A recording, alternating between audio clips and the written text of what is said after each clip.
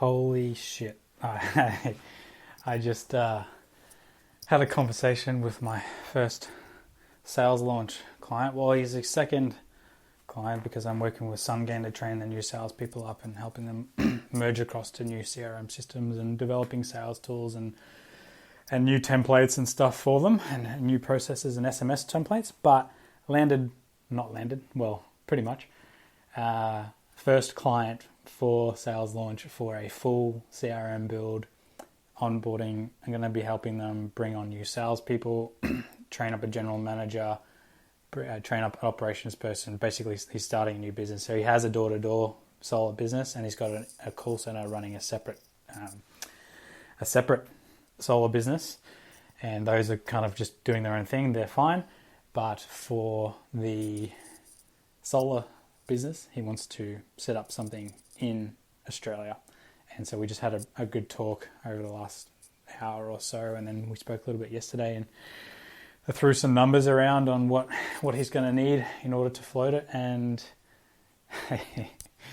he basically said, well, I'm going to be your first client. And I landed it at 15 grand for my build, and then plus for each salesperson that I train, it's going to be anywhere from around 5 to 9 grand, depending on commissions that we can get from salespeople. And so we're going to be bringing on 3 salespeople as well. So the project could be upwards of 30 grand for probably about 3 months worth of work. It's a more intense work because I'm training people up from scratch, but it's exactly the type of project that I it's going to be a huge learning curve, which is great for the business as well, because what I'm doing now is actually training people at different roles in different areas, and then training them how to train people, because I'm trying to build a structure that is going to be the foundation for a new business. So it's pretty much every aspect of what I'm going to be doing in sales launch for solar businesses is going to be tested through this project. Now, it could still fail. I'm still throwing that out there because we haven't signed fucking and all that shit. It's been a really good conversation. I know I've known the guy for a while. But the fact that I've even gotten this far with the first person I ever spoke to outside of SunGain Solar, my old business, is just a really good proof of concept. And that's what I'm probably most excited about, is that even if it doesn't work and we don't get this, like, of course there's going to be a little bit of a come down, but it's really good proof of concept that I know that I can get to this stage with other businesses as long as I'm able to have a conversation in the same sort of way, where I actually wasn't trying to pitch him. I was actually just asking, like, what's your pricing, and what are you currently doing, and like that was kind of more like that approach. And so I wanted to make this podcast for myself so that I know if I'm ever having trouble with landing new clients, come back to this podcast and remember that the reason that you're getting this far with people and having awesome conversations and gaining interest and getting people being like, yeah, I know someone that can do that wants help with this, and is because I'm throwing it out there softly. There's a book I read recently, The Mum Test, which talks about trying not to present your ego when you're presenting an idea. And so the best way to do that is to not actually present that it's a new idea. I can't say that I did it that well, but when you're looking for feedback or you're looking for real actionable intel on an idea or on rolling something out, the best way is, if you asked your mum, hey, this is my new business idea and I quit my job to do this business, like, what do you think? Your mum's going to be like, well, it's just kind of a loaded question, right? She's not going to fucking destroy you and say, well, maybe you shouldn't have quit your day job. Well, most people's mums aren't. If your mum does that, awesome. Maybe she's a bitch. But yeah, the idea that, so, there was an example of like a cookbook, like we're going to develop a new cooking app and it's $15 a month and it's going to be all these new recipes and it's going to show you how to cook and stuff. And maybe your mum's kind of thinking, oh, well, I probably wouldn't pay $15 because like there's free ones and stuff. But that I suppose I could, like I do cook and I do look at books and stuff. And so, yeah, that is a good idea. I can see how like that there would be people that would buy that, but she's not going to be your customer, kind of thing. And so then the advice is to like ask more about what she's doing or has done in relation to that. Like, what's the last cookbook you bought, or what's the have you ever paid for an app, or to press down rather than what they think they might do or what they might emotionally be. You actually ask them what they've done in the past, because that's a little bit more actionable intel. It's not a long read, and I quite like it. I don't think you have to read the whole thing as well to get the idea of what it's about. I like reading things because it kind of beats it into my brain. I like reading things all the way through, and I like to read them at one speed, but at the one time speed. But everyone's different. It doesn't fucking matter. I don't even know why I'm saying that. But yeah, basically I've kind of had that in my mind. Another thing that I've had in my mind a lot is being patient for the results of things, rather than having an expectation. I think one of the biggest reasons why I get frustrated with things is I had an expectation of how something was going to look or how someone was going to behave, and they didn't meet my expectation that I had of that. And so that really means that my expectation probably wasn't realistic, And so if I can understand that each time I get frustrated, and I'm getting better at it, I'm human, I'm not going to be able to perfect it, but it's something that I'm using and remembering, like, I'm upset about this because I had an expectation that wasn't met. And it's something as simple as that. Like, what was my expectation? Was that expectation realistic? Did I have all the information that I needed in order to create that expectation in the first place? And without that information, was it even realistic that I created that expectation? Trying to be more, not so optimistic on the end, like on the idea that what I'm working towards will be achieved with enough energy, effort, time, making sure I'm enjoying that process. And yes, I hope, there's hope and there's optimism and there's like goals. It's not delusional, it's quite rational. I try to catch that as well, because delusional is like, even when there's facts proving that you can't do it, you still think it is. But if you take on the new facts and you adjust and go along the way and take that new information on board and pivot and slither your way through. Slither is probably not the best word, but that it's probably going to be a more enjoyable process and maybe less volatility of those mismanaged expectations and the peaks of, like, right now I'm doing really well, and this business didn't end up signing up, like, that's all shit, I got fuck, that still could happen, I don't know.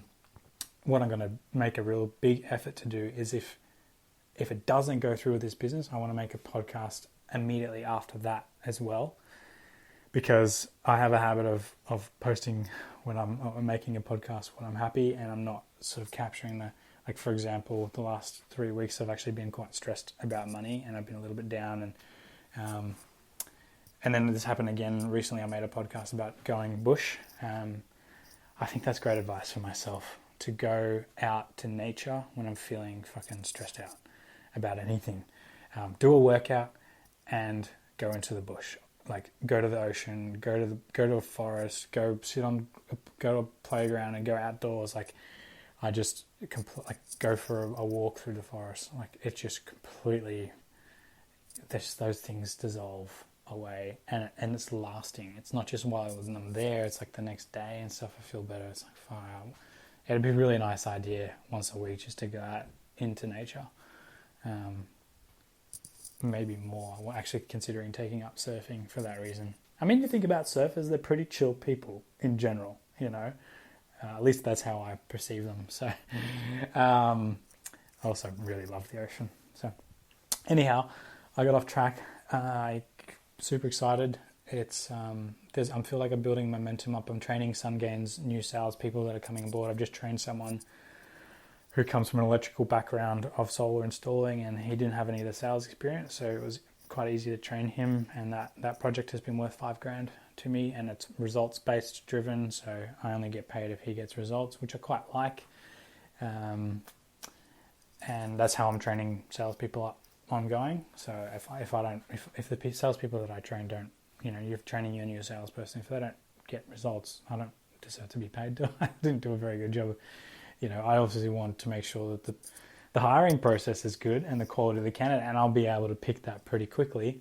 And I will say, look, I'm not training that person because they're not. This is not a good fit. I was going to say dog shit. That's a bit rough. It's just not a good fit. That's a nicer way of saying that they're a dog shit salesperson. Not everyone's cut out for sales. It's just not natural for a lot of people. And so if you're hiring the wrong person, you actually, Mythbusters proved me wrong. You can't polish a turd. You actually can. You could probably train them up to do pretty well with some tools and with some automations and with like kind of a real simplified version, and like just say build in some belief around the product and stuff and get them excited. You could probably do pretty well as an average performing salesperson. I much more prefer to someone who's got a little bit more get-go. They don't have to have sales experience. It's a personality thing. Anyway, I wanted to share this for one of the biggest reasons is like, I do believe that one of the reasons I am building momentum is because I've actually been, one of the things I've been really tight. I've been paying down some debts and stuff lately, and I have been quite tight. I've been reducing a lot of my expenses, and I kind of want to keep that in play because I am finding that as I reduce my expenses and outgoings, my quality of life hasn't really changed. I'm still able to eat well, really well. I still have a car, I still have a house, I still have air conditioning, I still have a washing machine, I'm still going to the gym, I'm still buying supplements, I'm still, I still get to hang out with Aries, my kiddo. We maybe instead of going to bounce more, we go out to a skate park because it's free. You can go to a skate park free, go for a bushwalk or something. Trying to find a little bit more free activities, and that maybe I'll throw in a little bit more sort of as a little bit more money comes through. But what I have a habit of doing in the past is just as the money comes through, I spend it, and then I've had these big peaks and troughs. So I want to try and just kind of keep my expenses to low and put the money that the business is earning, I want to kind of leave it with the business and reinvest it in the business. And that way, rather than just taking these lump sums, I can just draw down slowly on the cash flow of the business, and it won't impact the business too much. And then the health of it is going to be better, and then the things that I'm going to be able to do with it are stronger. I've also been thinking about charity, what type of charity cause, because I really like the idea of being able to change, have a really big impact on things that I think are really important, maybe globally, maybe locally. I don't quite know what it is yet, but I know it invokes a lot of emotion in me when I think about the efforts that people have gone to I suppose, altruism, I still have the idea, is it truly altruism because you're doing it for a good feeling yourself? But I don't know, that's a little bit of a cop-out as well. There is somewhere in there where it does feel good to do good, and it gives you energy, and that energy gives people energy, and it's just rather than being really tired and constricted about things and scared and not sort of open to those experiences, I feel like it's a way more energizing feeling to help to do more for someone other than yourself, I think. And that it becomes a bit of a perpetuating feeling. Anyway, I said anyway 6 times. I will talk to you next time.